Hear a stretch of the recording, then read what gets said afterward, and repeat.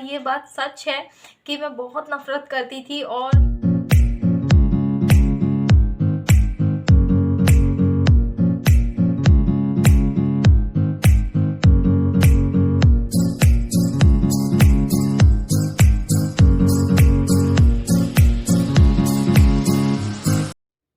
संघर्ष संघर्ष हमारे जीवन का एक ऐसा शब्द है ना, जो हमें थका तो देता है लेकिन हमें बाहर से सुंदर और अंदर से बहुत बहुत मजबूत बना देता है।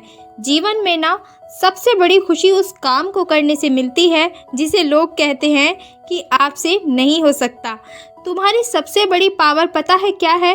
कि तुम भगवान का वो इकलौता करिश्मा हो कि तुम्हारे जैसा इस दुनिया में कोई भी नहीं है।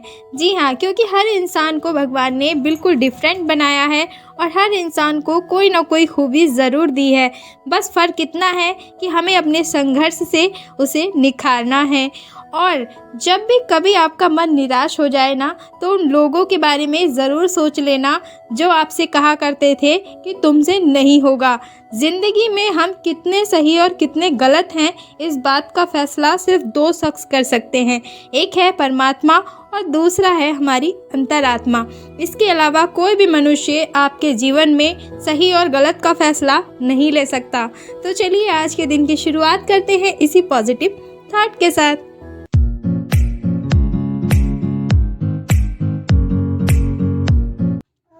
नमस्कार, आदाब, खमा गड़ी वड़क्कम एंड सत श्री अकाल। मैं रेखा आप सभी का स्वागत करती हूँ आज के अपने न्यू ब्लॉग में। तो चलिए बने रहिएगा ब्लॉग में एंड तक। और जो भी चैनल पर नए आते हैं उनका दिल से स्वागत है। बाबू अभी सोया हुआ है यहाँ पे, और पिछले 2 सालों में ऐसा फर्स्ट बार हुआ है जो बाबू इतनी लेट तक सोया हुआ है ध्रुव यहाँ पे। और टाइम हो रहा है 10 बजने वाले हैं, 10 बजने वाले हैं और बाबू सोया हुआ है। तो मुझे बिलीव नहीं हो रहा है क्यों इतनी देर तक सोया आज बाबू। है बेटा ध्रुव? हे ध्रुव, ध्रुव हेलो बोलो सबको। चलो हेलो, सबको हेलो बोल रहा है बाबू। इतनी देर तक क्यों सोए बेटा? नींद पूरी नहीं हुई बेटा के? वो छोई में लाडो आज।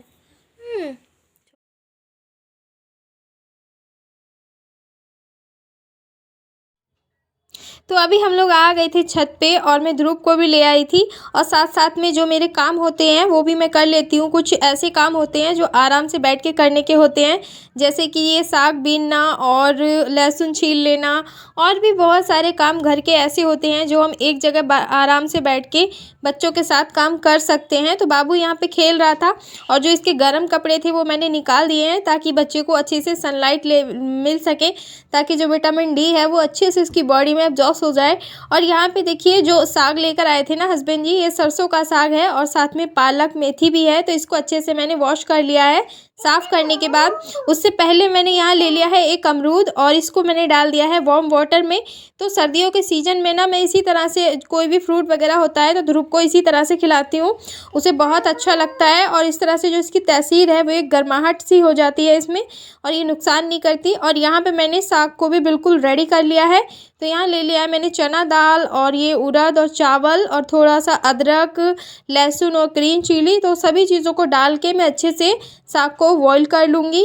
और ये बहुत ही सिंपल है बनाना, और बिल्कुल सिंपल इजी तरीके से मैं आप सबसे जो साग की रेसिपी है वो शेयर कर रही हूँ। अगर आप सबको पसंद आए तो आप लोग ज़रूर इस तरह से बनाकर खाइएगा। और बाबू यहीं पे खेल रहा है तो अब ये थोड़ा खेल लेता है, और जो घर के काम है ना वो मैं इजीली कर पाती हूँ, इतना ज़्यादा परेशान नहीं करता है। और विंटर में बच्चे कम ही परेशान करते हैं, सर्दियों में ज़्यादा करते हैं। तो साग पीस के तैयार था तो मैंने ग्राइंडर जार में पीस लिया है साग को अच्छे से, और इसको अभी मैं उबालूंगी हाफ घंटा। और उसके बाद बारी आती है इसको तड़का लगाने की। तो तड़का आप चाहो तो बटर में भी लगा सकते हो, बहुत अच्छा टेस्ट आता है, लेकिन मैं सरसों के ऑयल में लगा रही हूँ क्योंकि सरसों का ऑयल जो होता है वो विंटर में कहीं ना कहीं हमारे लिए एक औषधि माना जाता है। बहुत ही अच्छा इससे टेस्ट आता है। और यहाँ पे इस स्टेज पे आप इसमें मसाले भी डाल सकते हैं, मैंने मसाले नहीं डाले हैं। और लहसुन, अदरक, प्याज और अच्छे से इनको भून लिया है, और एक मैंने तेज पत्ता भी डाल दिया है। इसका टेस्ट बहुत अच्छा आता है साग में। और आप चाहे तो इसमें अपना मनपसंद कोई भी क्रीम ऐड कर सकते हो। और साग में ना हींग का बहुत इम्पॉर्टेंट रोल होता है, जब तक आप हींग ना ऐड करो साग का खाने का मज़ा ही नहीं आएगा। और अब बारी आती है गर्मा गर्म मक्के की रोटियां बनाने की। तो मैं सारा आटा एक बार में नहीं लगाती हूँ, जितना मुझे रोटी बनानी होती है 1 या 2 रोटी का आटा थोड़ा थोड़ा करके उसको मैश कर लेती हूँ। और ये गरम, जितना पानी गरम रहेगा ना उतनी जल्दी आटा अच्छे से आपका गूँथ जाएगा। और ये देखिए मैं सूखा आटा लगा के रोटियां हमेशा बनाती हूँ, और इस तरह से बहुत इजी होता है रोटी बनाना मक्का की। और आप मक्के के आटे में 1 या 2 मुट्ठी, यानी 1 हिस्सा आप मक्के का आटा और उसका हाफ हिस्सा आप चावल का आटा ले लीजिए। बहुत इजी तरीके से बन जाते हैं और बहुत टेस्टी भी लगती है ये खाने में। और मैं इसी तरह से मक्के की रोटियां बनाती हूँ। और जो सिर्फ मतलब प्योर मक्के के आटे की रोटियां होती हैं उसको आप जितना गर्म पानी में बनाएंगे उतनी ही अच्छी रोटी बनेगी, और उसको बहुत अच्छे से सॉफ्ट डो लगा के आप बना लीजिए। तो मैं इसी तरह से बनाती हूँ, तो मैं आप सबसे इसी तरह शेयर कर रही हूँ। और ये बहुत इजीली बन जाती है, कोई भी झंझट नहीं है इसमें किसी भी तरह का, ना टूटना ना फूटना। और ऐसा नहीं है कोई भी रोटी फूले बगैर रह जाए आपकी, एकदम गोलगप्पे की तरह रोटियां फूलेंगी। तो देखिए कितनी इजी तरीके से ये बन गई है। और आप सूखा आटा लगा के इस तरह रोटी को बहुत ही आसानी से बना सकते हो। और ये देखिए रोटी फूलने लगी है, और ये मेरी पहली रोटी बनके तैयार है। तो सीजन की पहली मक्का की रोटी आपको मैंने दिखा दी है। और अब ये दूसरी रोटी है। और देखिए कोई भी रोटी मेरी ऐसी नहीं थी जो फूली नहीं थी, बहुत बढ़िया से एकदम करारी करारी रोटियां मैंने बना के यहाँ पे तैयार कर ली हैं। तो आ जाइए आप सभी मक्का की रोटी।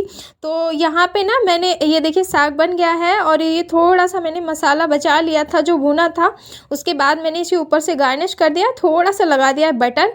ये मेरे हस्बैंड को बहुत पसंद है, तो मैं उनको हमेशा इसी तरह का साग बना के खिलाती हूँ। तो मेरा जो ये विंटर का जो है साग का पहला ब्लॉग है, सरसों का साग। इससे पहले मैंने पालक पनीर और भी बहुत सारी रेसिपियाँ शेयर कर रखी हैं, आप जाके मेरे चैनल पर चेक कर सकते हो। बहुत मज़ेदार सी रेसिपी आप सबको देखने मिल जाएंगी, बहुत इजी तरीके से और बहुत ही सिंपल तरीके से मैं खाना बनाती हूँ। और ये देखिए मेरे हस्बैंड की थाली है तैयार, गर्मा गर्म बटर की रोटियाँ, और ये मैंने और करारी कर ली हैं, और हस्बैंड को बहुत पसंद है इस तरह की रोटियां।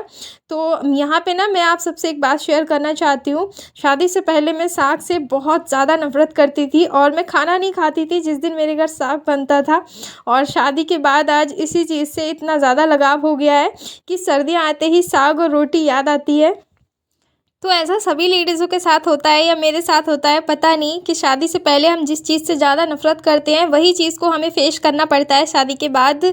और मम्मी अलग से मेरे लिए कुछ बनाती थी जब साग या भुजी कुछ बनता था तो। हे एवरीवन, और अभी मैं आ गई हूँ सारा काम अपना फिनिश करके, और साग और मक्के की रोटी बहुत बहुत यमी लगी थी खाने में। आई होप आप सबको पसंद आया होगा मेरा साग और मक्का की रोटी बनाने का जो तरीका है। तो अभी मैं आ गई थी ब्लॉग का एंड करने के लिए। और एक और चीज़, हाँ, जो शादी से पहले था ना, मैं बहुत बहुत ज़्यादा, ये बात सच है कि मैं बहुत नफ़रत करती थी और मम्मी से ना हमेशा बहुत गुस्सा करती थी। मम्मी किसी दिन जैसे साग, उनको बहुत शौक़ था साग और भुजिया। तो शादी से पहले ऐसा अक्सर होता था कि जब भी मैं घर में देखती थी कि साग बना है या मेथी की भुजी बनी है, तो उस दिन जो मेरा खाने से जो होता है ना, बिल्कुल छुट्टी हो जाती थी। और मैं बहुत गुस्सा करती थी मम्मी पे कि मम्मी ये क्या घास फूस बनाती हैं, क्योंकि मम्मी पापा को बहुत ज़्यादा शौक़ था साग और भुजी का। लाइक सभी को होता है, विंटर में तो सभी को होता है। और ये जो मेरा कन्वर्ट हुआ ना, मतलब कब से मुझे साग खाना पसंद हुआ, मैं सच कहूँ तो जब से ये ध्रुव आया मेरी लाइफ में। क्योंकि प्रेगनेंसी में ऐसा होता है, कुछ चीज़ें, मतलब कुछ टेस्ट ऐसे होते हैं हमारे, जिन चीज़ों को हम पसंद नहीं करते हैं, वही चीज़ें हमें पसंद आने लगती हैं। और ये एक, मतलब लाइफ की भी एक कड़ी है कहीं ना कहीं, कि कोई चीज़ अगर लड़की शादी से पहले जिस चीज़ को अवॉइड करती है, जिस चीज़ को बिल्कुल नापसंद करती है, और उसी चीज़ को लाइफ में उसे आगे जाके फेस करना पड़ता है। सेम मेरे साथ भी ऐसा हुआ। आप लोगों के साथ ऐसा होता है या नहीं ये मुझे नहीं पता, पर मेरे साथ ऐसा अक्सर हुआ। और कोई जो भी रेसिपी मैं शादी से पहले पसंद नहीं करती थी, आज मैं वही रेसिपीज़ को सबसे ज़्यादा पसंद करने लगी हूँ। मुझे नहीं पता ऐसा क्यों होता है, शायद प्रेगनेंसी में जो हमारा टेस्ट है वो बढ़ जाता है और कुछ अलग डिफरेंट सा खाने का मन होता है।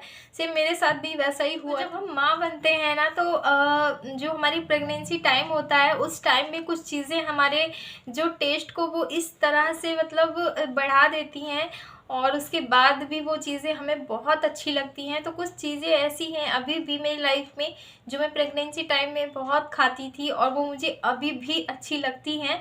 लेकिन कुछ चीज़ें ऐसी होती हैं जो प्रेगनेंसी टाइम में आप खाते खाते आप एक टाइम के बाद आपका मन भर जाता है, उसके बाद वो चीज़ें बिल्कुल अच्छी नहीं लगती हैं। तो ऐसी भी कुछ रेसिपी होती हैं। तो उन्हीं में से एक साग था मेरी लाइफ में जो मुझे बहुत बहुत पसंद आया और मुझे अच्छा लगता है कैसे भी बना लूँ मैं। खाली पालक को अगर मैं उबाल के मतलब पालक को कच्चा भी मैं खा सकती हूँ, इतना ज़्यादा मुझे शौक़ हो गया था पालक का, सच पूछो तो। और बहुत बहुत ज़्यादा शौक़ हो गया था। और अभी भी कभी कभी जैसे भी दाल और कोई सैलेड वगैरह बनाती हूँ तो उसमें कच्चा कभी कभी मैं पालक खा लेती हूँ। मुझे नहीं पता क्यों मुझे इतना पसंद आया। और शादी से पहले तो मैं अक्सर डांट खाया करती थी जब भी घर में साग या भुजी बनता था, और मम्मी मुझे बहुत ज़्यादा डांटती थी कि ये नहीं खाती है साग और भुजी। और मम्मी मेरे लिए आलू बनाती थी अलग से, या दिन की कोई भी रेसिपी रखी होती थी, सब्ज़ी रखी होती थी, उसी को गरम करके या उसी को और अच्छे से तड़का लगा के वो मुझे दे देती थी। तो जब मैं जॉब से घर आती थी तो मेरा मूड ऑफ हो जाता था कि आज घर में साग बना है या भुजी बनी है, तो मुझे बहुत गुस्सा आता था और मैं खाना भी नहीं खाती थी। कई बार तो ऐसा होता था, तो मम्मी बहुत ज़्यादा परेशान हो जाती थी ये साग भुजी नहीं खाती है, कैसे चलेगा इसका आगे चल के। और अब भी देखिए मुझे इतना पसंद आ गया है ये चीज़। तो बस आज मैं इसी बात को आप सबके साथ में रखना चाहती थी, इसीलिए मैंने आप सबसे बोला। और लाइक सभी के साथ ऐसा होता होगा कि कुछ चीज़ें ऐसी होती हैं ना लड़की के साथ जो शादी से पहले पसंद नहीं होती हैं, पर शादी के बाद उन्हीं चीज़ों से फेस करना पड़ता है। ये लाइफ का एक बहुत बड़ा सीक्रेट है। मुझे ना कमेंट भी आए थे कि दीदी आप अपनी लाइफ जर्नी वीडियो लेकर आइए, तो मैं ज़रूर लेकर आऊँगी कभी ना कभी अगर मौका मिला तो। लेकिन अभी तो फ़िलहाल मैं जा रही हूँ कल के ब्लॉग की तैयारी करने के लिए। तो आप तब तक इस ब्लॉग को एंजॉय कीजिए और दोबारा से रेसिपी देख लीजिए अगर आपको नहीं समझ में आ रही है। और जो भी मैंने चीज़ें साग में ऐड की हैं उसकी लिस्ट भी मैं आप सबको दे दूँगी, आप जाके चेकआउट कर लेना। और कोई भी रेसिपी जब मैं बनाती हूँ तो मैं उसकी लिस्ट आप सबको ज़रूर दे देती हूँ, जो भी इंग्रेडिएंट्स मैं उसमें यूज़ करती हूँ। तो इससे आपको भी हेल्प होती है और मुझे भी अच्छा लगता है क्योंकि आप सब मेरी फैमिली हो। तो इसी तरह से आगे बढ़ते रहिए, खुश रहिए, मस्त रहिए, अपना ध्यान रखिए, enjoy yourself, bye bye, Tata.